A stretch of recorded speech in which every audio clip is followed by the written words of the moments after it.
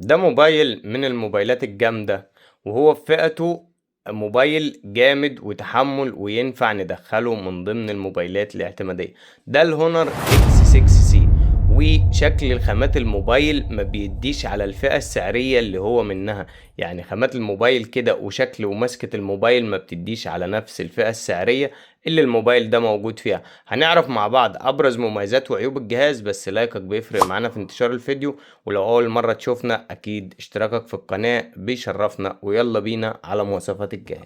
أولا تصميم الجهاز زي ما انت شايف كده، الخامات من البلاستيك، بس تحس ان البلاستيك بريميوم كده، بمعنى بلاستيك ما بيبصمش، والبلاستيك نفسه لا تحسه يعني الخامة تحسها مختلفة عن أي بلاستيك طبيعي.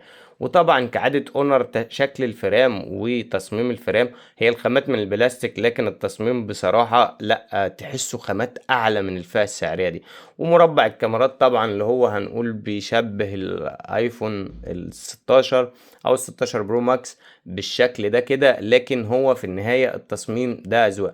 والموبايل ده بشكل عام انا بحسه شياكة في تصميمه. بس هقول لك على حاجة، الموبايل ده معاه شهادة اي بي 64، ودي مقاومة لطرطشة الماء الخفيف، يعني ما تحاولش تغامر بالموبايل ده. لكن الموبايل ده معاه شهادة قوية لمقاومة الصدمات، يعني معناه الموبايل ده، علشان كده انا بقول لك الموبايل ده ينفع يدخل من الموبايلات الاعتمادية، اللي انا دايما بعمل سلسلة للموبايلات الاعتمادية، لو حابب تشوفها اكيد موجودة في الفيديوهات، وبعرف فيها يعني ايه موبايل اعتمادي. اما شاشة الموبايل هنا فهي جاية من نوع تي اف تي.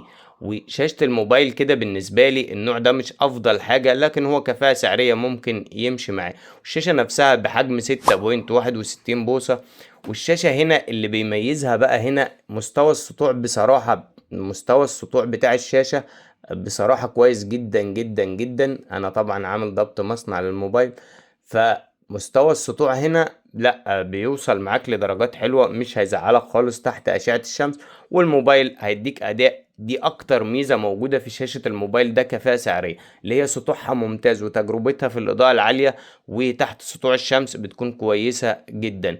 وبدقة هنا اتش دي بلس، يعني اتش دي بلس. هي كفاءة سعرية تجربة مقبولة، لكن هي مش الأفضل في الفئة السعرية. وكمان الشاشة دي بتدعم عندك خاصية Always in Display، والتردد هنا 120 هرتز. وعلى فكرة في جزيرة تفاعلية هنا كده بتظهر معاك تشبه الايفون، دي بتظبطها من خلال الاعدادات، بتظهر جنب الكاميرا كده كمستطيل هنا كده بالشكل ده، دي بتقدر تظبطها من اعدادات الشاشة. اما المعالج والاداء فالموبايل هنا جايب معالج من ميديا تك، وهو الهيليو جي 81 بمعمارية 12 نانو متر. الموبايل ده او المعالج ده كفاءة سعرية كويس، كأداء يومي تصفح وسوشيال ميديا وهيقدم معاك كويس جدا. لكن العاب هو هيلعب معاك بابجي على 40 فريم، لكن الالعاب الخفيفة هيأدي معاك. وممكن اقول لك المعالج ده كفاءة سعرية ممكن اللي يتفوق عليه اللي موجود في الاي 07.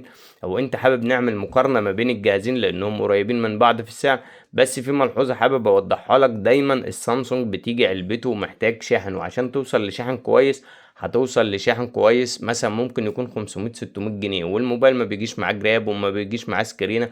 فدي حاجات كلها لازم تحطها في الاعتبار. يعني المعالج ده كده مفيش افضل منه حتى الان ما غير الاي 07 كفاءة سعرية. والموبايل على فكرة دعم لسنسور المكالمات وسنسور حقيقي يعني، والموبايل موجود فيه فتحة ال3.5 ملي، وللناس اللي ما بتحبش تستخدم الايربودز. اما كاميرات الموبايل هنا فالموبايل جاي بكاميرا رئيسية 50 ميجا بكسل، والعدسة التانية تقريبا كده مش لاقي وظيفة ليها، فهي 50 ميجا بكسل. وكاميرا امامية 5 ميجا بكسل. تجربة التصوير بقى الموبايل نفسه هيسد معاك كتصوير، يعني هيقدم معاك كتجربة كويسة. لكن هناخد مثلا الصورة دي كده، بقى الميزة اللي في الموبايل ده ان انا صورت صورة زي كده، هونر نفسها بتضيف معاك حاجة زي تعديل ذكي. يعني ايه تعديل ذكي؟ ممكن تعدل، ممكن تعمل اي حاجة فيها تدخل بالذكاء الاصطناعي. بص يعني اونر ضايفة حاجة كده ممكن تظبط من خلالها الصور اللي بتصورها. وانا شايف ان تصويره مقبول في الاضاءة كويسة، يعني تصويره هو مش الافضل على الاطلاق، لكن تصويره مقبول، كفاءة سعرية هيقضي معاك الغرض. لكن اللي مش كويس هنا هي الكاميرا الامامية 5 ميجا بكسل، هتسد معاك مكالمات مكالمات فيديو ده بالنسبة لي يعني فضاء كويسة ممكن تاخد منها صور نقول مثلا مقبولة. اما هنا البطارية والشحن وهي 5300 ملي امبير، والشاحن هنا 35 واط. كأداء بطارية أداء البطارية كويس مش وحش، وأداء البطارية هنا لا كويس جدا يعني. أما بقى السعر والخلاصة، بس قبل العيوب لازم نعرف سعر الموبايل عشان نقدر نحكم على عيوبه.